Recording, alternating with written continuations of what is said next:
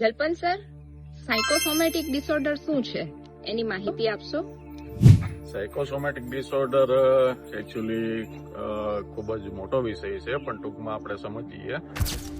ગુજરાતીમાં એને મનોશારીરિક રોગો કહેવાય છે.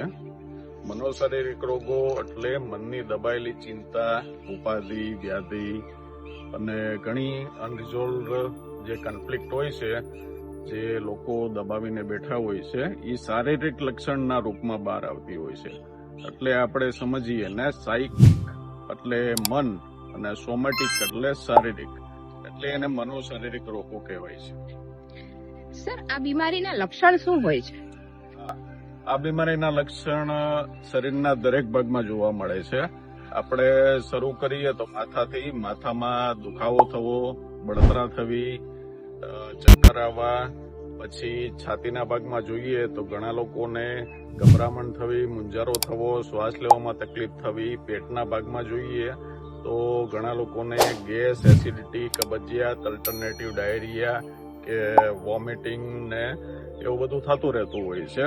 અને મસ્ક્યુલોસ્કેલેટન આખા શરીરમાં જોઈએ તેમાં ફરતા દુખાવા રહેતા હોય છે, હાથ પગના ફરતા દુખાવા અથવા તો બળતરા થવી, અને આ બધી કોમન લક્ષણો છે.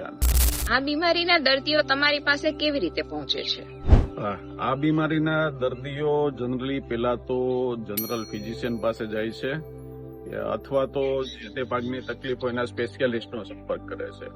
હવે સ્પેશિયાલિસ્ટ જે તે ભાગની તકલીફ છે એમના બધા રિપોર્ટ્સ કરાવે, એનું સ્કેન છે, બ્લડ રિપોર્ટ છે, XYZ કોઈ પણ રિપોર્ટ કરાવે, અને રિપોર્ટ નોર્મલ આવતા હોય તો ડાયરેક્ટ દે ફિઝિશિયન ઓર એની અધર સ્પેશિયાલિસ્ટ અમને પેશન્ટ રિફર કરતા હોય છે. અને પેશન્ટમાં પણ હજી સુધી થોડીક એવી ગેરમાન્યતા રહેલી છે કે અમને તો પેટની તકલીફ છે અને સાહેબે અમને મગજના ડોક્ટર પાસે કેમ મોકલા. પણ એક વસ્તુ આપણે સમજી લ્યો કે મગજ છે એ આપણા શરીરનું CPU છે.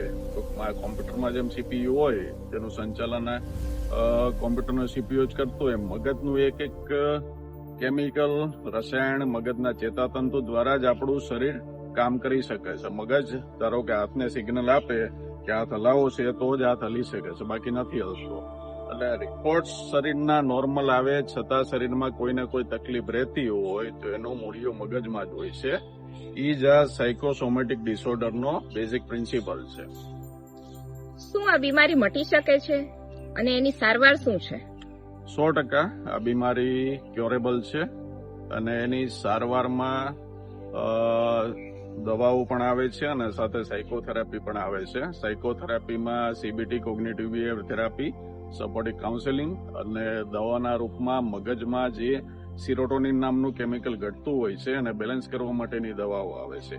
અને આ દવાઓ એકદમ આડઅસર વિનાની નવી ઘણી બધી દવાઓ છે જેનાથી આ બીમારી ઝડપથી મટે છે અને ઝડપથી આનો કોર્સ પણ પૂરો થઈ શકે છે. એટલે આની સારવાર કરાવવી ખાસ જરૂરી છે.